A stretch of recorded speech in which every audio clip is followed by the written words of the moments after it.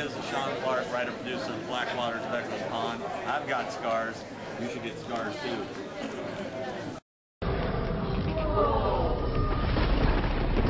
Each player selects a game piece. Roll the dice and move a space. Let's play. The key to unlock the mayhem lies within itself. They say that the stench of death was so thick, the smell of it all out of the way. It's that game, okay? Don't you see that? It's got inside your head. The Blackwaters, Tobacco's Pond.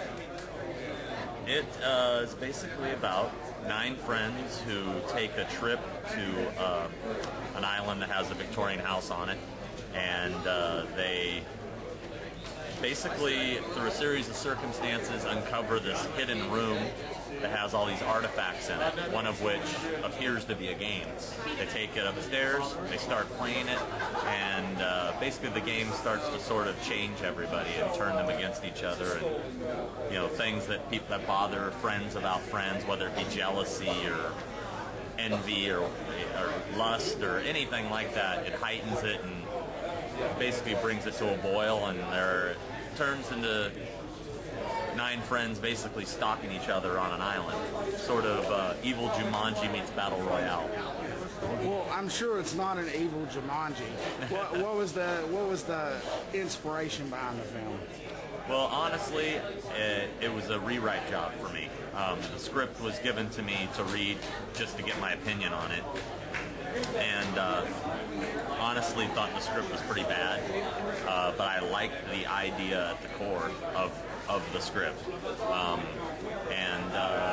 I told the producer what I thought, who was a good friend of mine, and he said, hey, would you mind talking to the writer-director, Gabriel Bologna, and telling him what you told me? And I'm like, my first reaction was, oh, fuck, writer-director, great, he's gonna, most writer-directors are married to their script, and they don't want anybody screwing with it.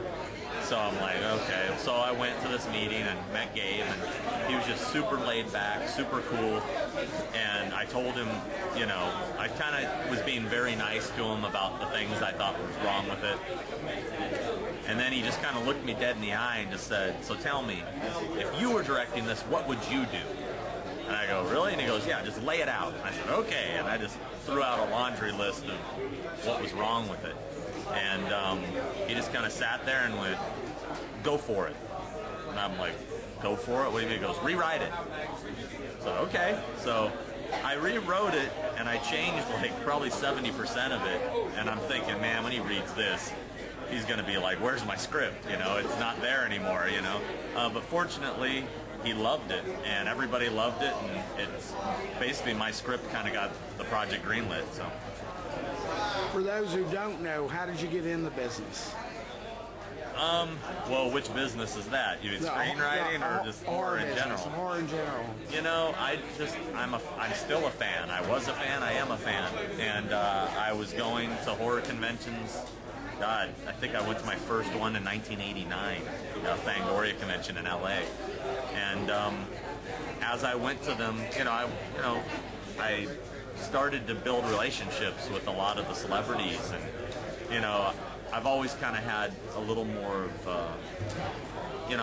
I'm not really a starstruck person. I'm not, I'm kind of laid back, and I don't know, I guess they sort of gravitated to that attitude, and we became more friends than a fan would, and just building connections, and next thing I know, I'm getting thrown into all different types of aspects of the business, and making a living doing it, and which has always been the ultimate goal, just to quit the 9-to-5 job, and I did that a few years back and haven't looked back since, Well, did y'all have Danielle Harris and the Babysitter Twins and Robert Patrick? Did y'all have them all in mind, or is that just something that kind of played out? Or well, I'll tell you, when I did the rewrite, as a writer, I like to envision particular actors in certain roles while I'm writing. I think of the character as a certain person, not knowing if I'd ever get them.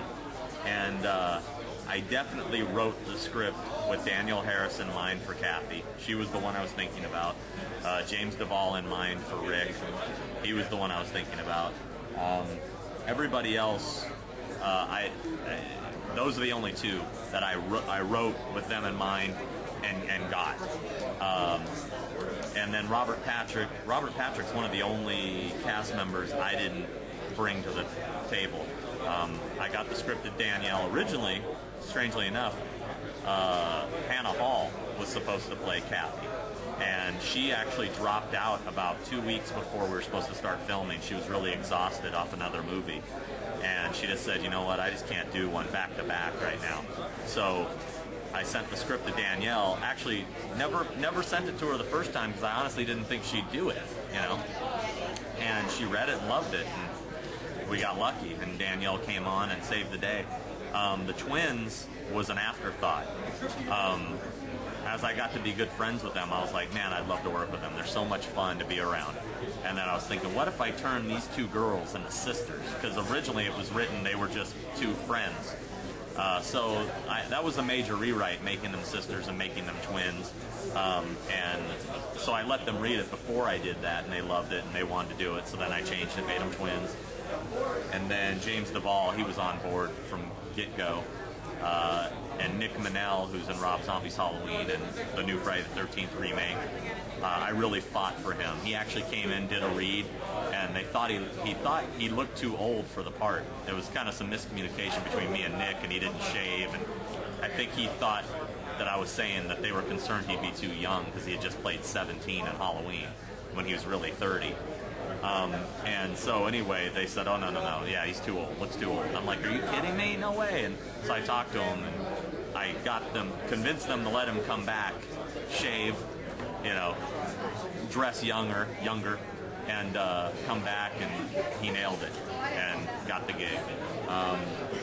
Everybody else, like Mercedes Monroe or Walker Howard or M.D. Walton, they were all just, we had a casting session at Paramount, and they were the people that we picked from days and days of casting. We had all kinds of people. The hardest role to fill was the role of Veronique, which is played by Mercedes Monroe, who she was on the first episode of Fear Itself recently. It was the very first, I guess the premiere episode, and she's great. She's amazing. That was a real hard role to cast.